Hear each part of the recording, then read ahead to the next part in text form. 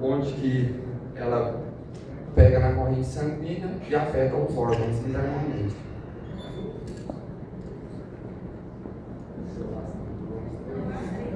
Ela é mais comum em gatos, como vocês podem ver no slide. Pois. E são lesões subcutâneas da pele que apresentam. A transmissão. Primeiro eu vou falar como esse fungos prolifera. Ele prolifera no solo, perto de arborizações e em materiais orgânicos em decomposições. O contágio pelo animal vai começar a partir do contato direto com o fungo. Muitas vezes ele rola nessas decomposições, que são carcaças de animais, e perto de árvores tem o costume de coçar as costas, principalmente os felinos, arranhar as garras e se contamina. Aí, ao entrar em contato com outros animais, vão se contaminar através de arranhaduras, lambeduras. Para isso, muitas vezes, ele vem entre disputas territoriais com outros felinos, no acasalamento. E a transmissão em humano da mesma maneira, através da secreção em contato, da secreção da mucosa contaminada, arranhaduras, lambeduras e raramente por inalação. Como o animal infectado incha bastante a região do septo nasal, ele costuma espirrar bastante. Então, se a pessoa estiver próxima e inalar a gotícula dele espirra, vai ser contaminada da mesma maneira. Vou passar a palavra para o Wagner, que vai falar sobre a cara. Boa tarde, gente. Meu nome é Wagner. Eu vou falar um pouquinho do tratamento, né? Resumido, mas já falar do tratamento. O tratamento da esporocitose, ela se dá mais próximo. Ela se dá ao medicamento itraconazol. Em casos leves, é o itraconazol via oral.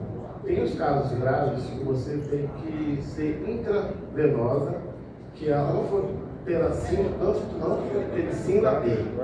Ela é diluída, né, com soro glicosado e ela é sempre feita no hospital.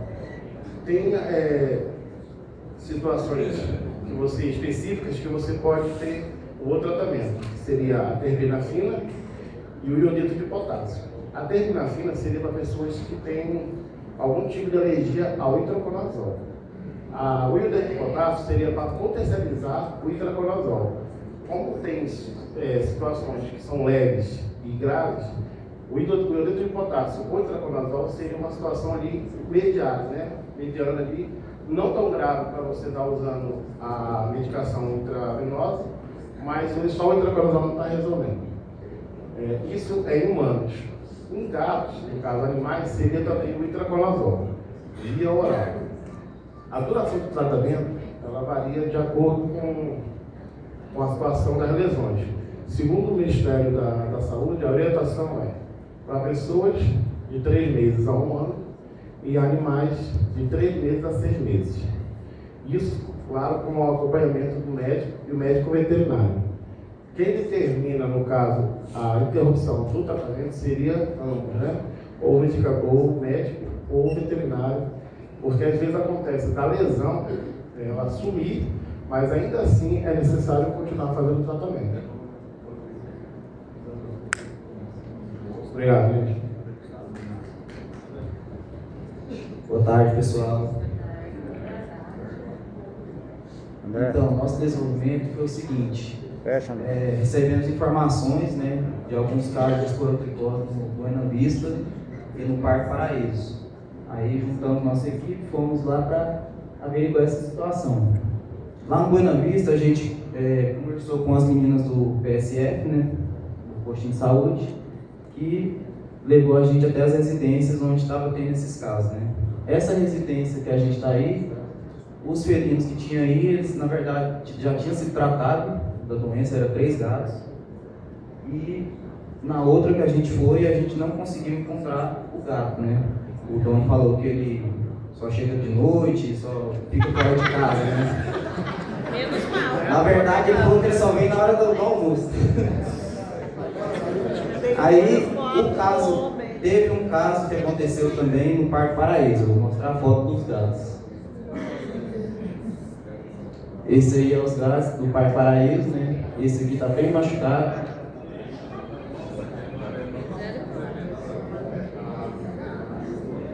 Inclusive o de cima lá, o pretinho, ele chegou a falecer, né?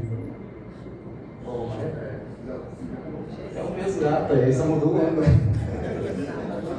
Só mudou, é o mesmo gato, só muda o ângulo. São dois gatos? São dois. Esse aqui já são lá no Buena Vista.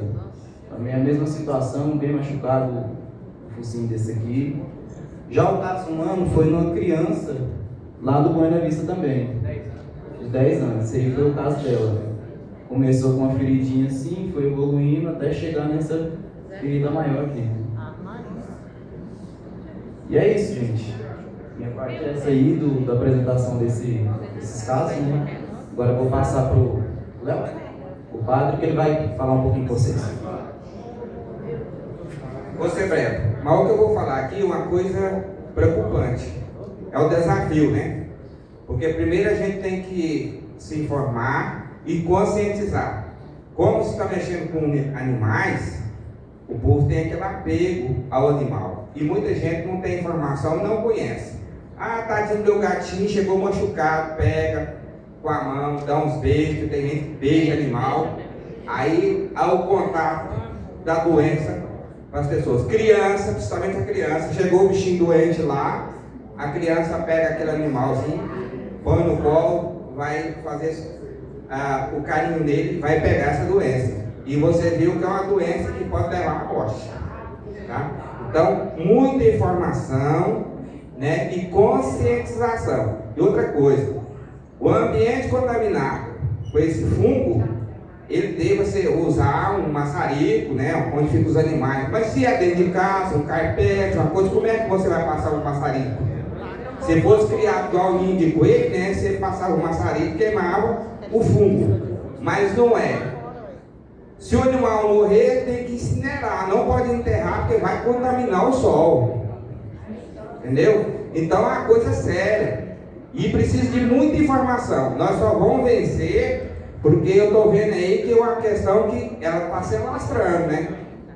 Está cada vez mais se avançando. Então é preciso de muita conscientização da população. E quem tem que levar isso é nós que temos o conhecimento. Falou? Então, pessoal, aí a gente colocou essa imagem meio que para chocar mesmo, né? Para abalar aí nossas estruturas emocionais. Desculpa, me apresentei, Leucides, agente de endemias desde 1996, 30 anos. E a gente faz essa seguinte pergunta: qual que é a solução? É matar o animal? Lógico que não, né? Por dois motivos básicos. Primeiro, é crime. Matar animal é crime, na cadeia, né? Esquerda, direita, e o fungo, gente, o padre acabou de falar aqui, se você matar o gato, ele morrer também sozinho lá pela doença, ou qualquer outro fator que ocasionar a morte, um acidente de carro, atropelamento e tal, o fungo, ele não abandona o corpo, né? Isso aí que o padre falou.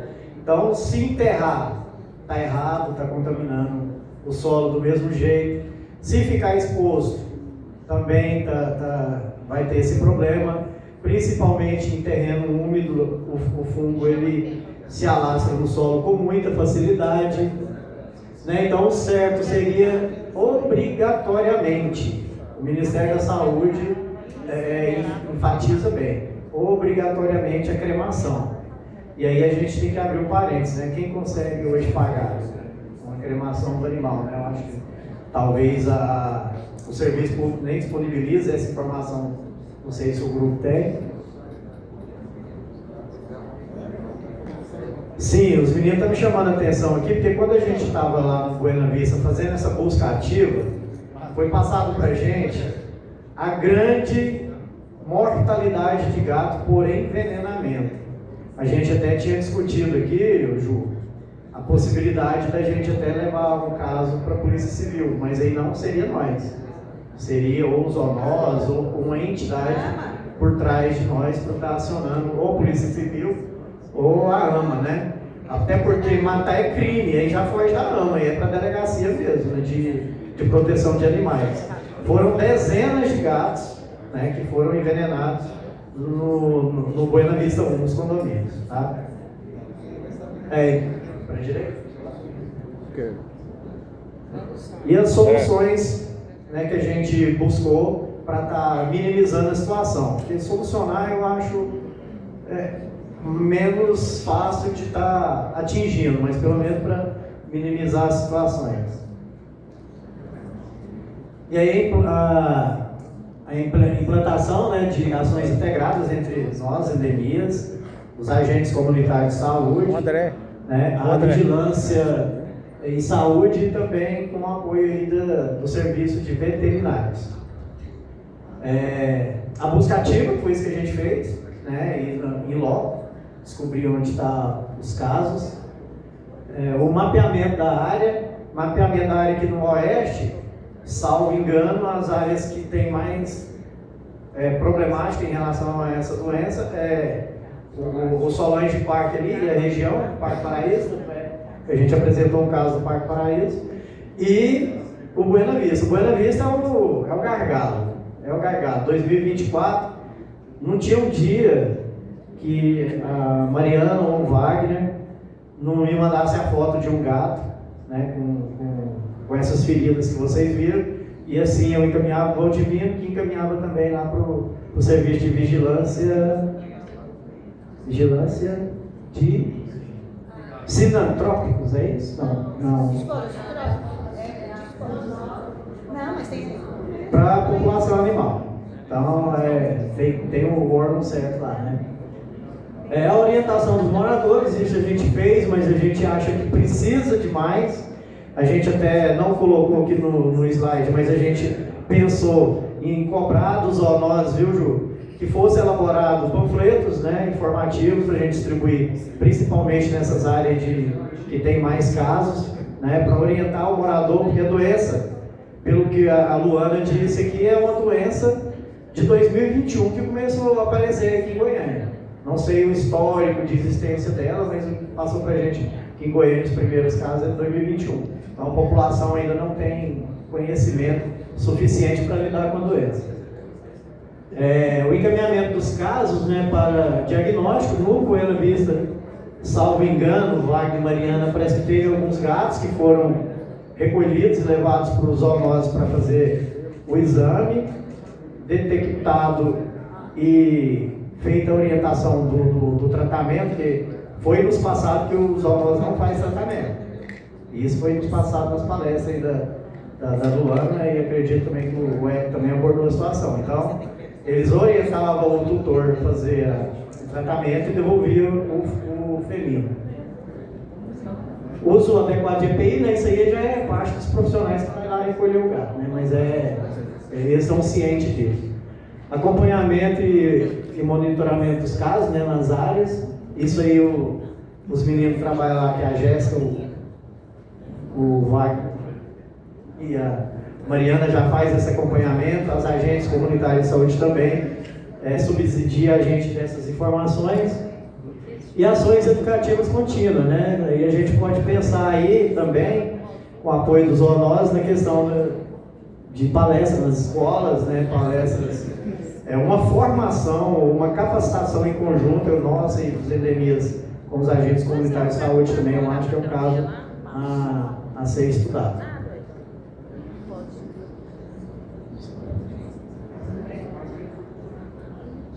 Gente, eu só quero alertar pela informação. O grande problema que nós tivemos, tanto no Parque Paraíso e no Buena Vista, pela morte de animais, foi a informação passada para a população. Não adianta amedrontar a população, onde o pessoal vai buscar matar os animais de um ignorante, não vai resolver o problema. O que acontece? O descarte, muitas vezes, desses animais vai ser num terreno baldio. E como eu citei antes, a maioria da contaminação, vale ressaltar agora, os felinos ou os cães em matéria orgânica decomposta, que eles vai, rolam, comem. Então, ali que eles se contaminam em primeiro estágio. Então, não vai adiantar nada. E vale ressaltar também que esse fungo, muitas vezes, não vai ter lesão aparente, vai atingir os sistemas internos, como pulmões, e não vai apresentar lesões também. Obrigado, André. Aí a nossa bibliografia, né, ela foi baseada nas palestras, né, da Luana, que abordou muito bem a situação, do Elton, nosso colega Elton, né, que é agente de combate às endemias também, mas está na gerência de controle de vetores, e o Daniel Graziani, né, que é dos Sinantrópicos e é doutor em biologia, se eu não me engano, né? E aí fez parte dos trabalhos, o primeiro nome lá é a nossa equipe, né? O André, que é o nosso líder, o Luciano Fúrio, nosso cameraman, cinegrafista aqui, ó. o George Pereira, que ajudou na filmagem, nas fotos dos gatos, o Luiz Mar aqui, que é do bloqueio, mas está ajudando a gente aqui, colaborando na equipe, o Ademilson, é o nosso Papai Noel.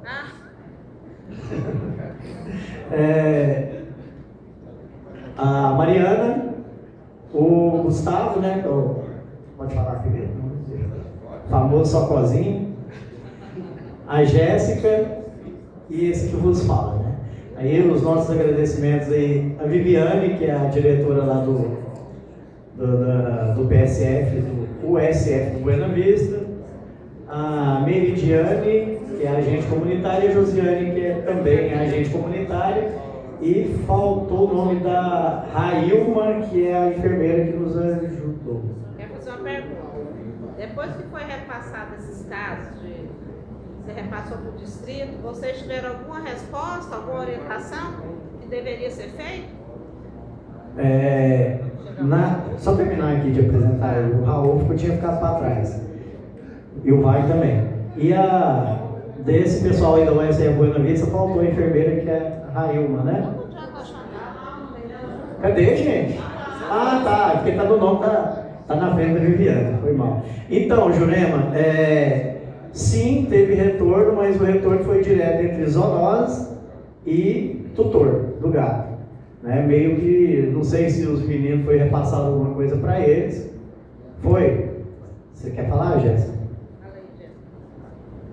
Na época do caso, respondendo a sua pergunta, o zoonose entrou em contato com a tutora, inclusive nesse caso que a gente foi verificar nos apartamentos do Buena 1, fizeram orientação, fizeram buscativa de todos os animais com a gatoeira, que foi relatado aqui, levaram os animais com zoonoses, fizeram a pesquisa, tudo, caso confirmado, retornaram o animal orientado com a gatoeira, porque o animal não pode ficar em contato com os outros, enquanto ele não parar de transmitir o fungo.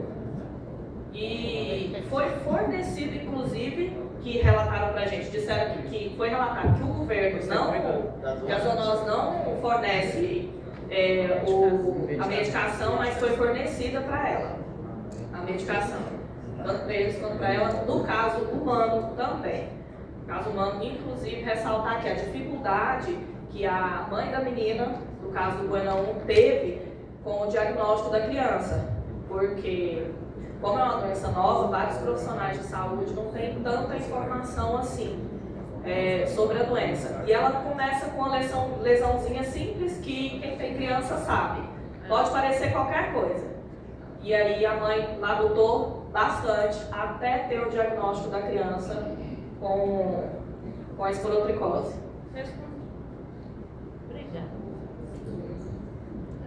Então, pessoal, aí estendendo os nossos agradecimentos aí, né, toda a equipe da organização, na pessoa da Aparecida, tá aí, Aparecida, da Ana Paula Monteiro, tá aí, ó, da Carmen Lúcia, da Ju, né, falar Ju, porque eu conheço a Ju tem tantos anos que eu acostumei chamá-la de Ju. Da Escola Municipal de Saúde Pública e dos nossos palestrantes aí, né? Primeiro do nosso superintendente, Flávio Toledo, Carlos Silva, que é o nosso diretor, o Anderson Cleito, que é gerente da população animal, o Isaías, que é gerente de animais sinantrópicos, Leandro Gouveia, gerente de controle de vetores, a Luana, que é a nossa palestrante da gerência de controle de população animal, o Daniel, né, que foi palestrante também, o Jorge, Humberto, que foi palestrante, a Miriane, o Elton Tristão, que a gente já falou o nome dele, e do Valdinar, foi meu primeiro supervisor na dengue, foi o Valdinar, que hoje está na Suvisa, né? E assim, gente, quando muita gente falou do termo de valorização da categoria e tal, e hoje eu acredito que muitos de nós trabalhamos desmotivados, né? Então eu quis deixar esse último slide aqui para que vocês levem para a vida de vocês, né? Porque às vezes a gente pensa assim, eu vou pisar num copinho plástico aqui, isso vai ajudar em quê? Vai, gente, vai ajudar. Porque aquele copinho, ele pode sofrer ali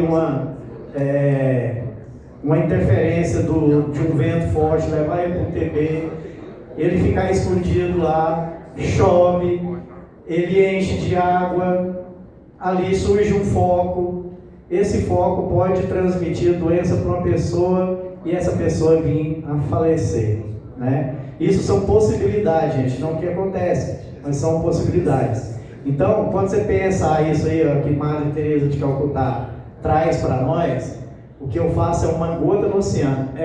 Pode ser uma gota no oceano. Mas sem essa gota, o oceano seria ainda menor. Então, seu trabalho tem muito valor. Valorize. Obrigado a todos e todas.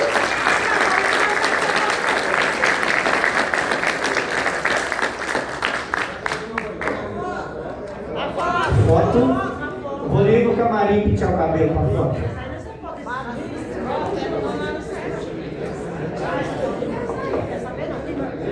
Alguém tira foto pra gente?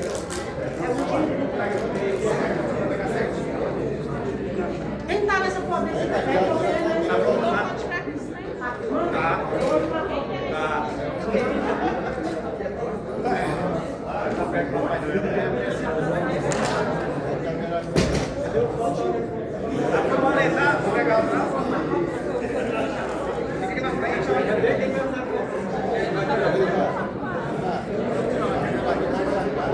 Faz uma aqui no meio, você vai deitar, fica bem posicionado. Pode ir, pode ficar bem na frente. Na frente, abaixa.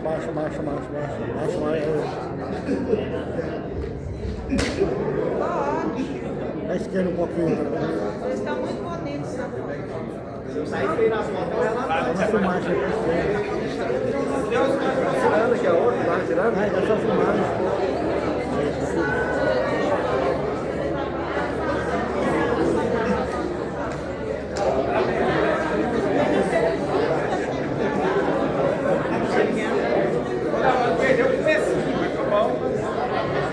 Deixa eu ver a Vai ser.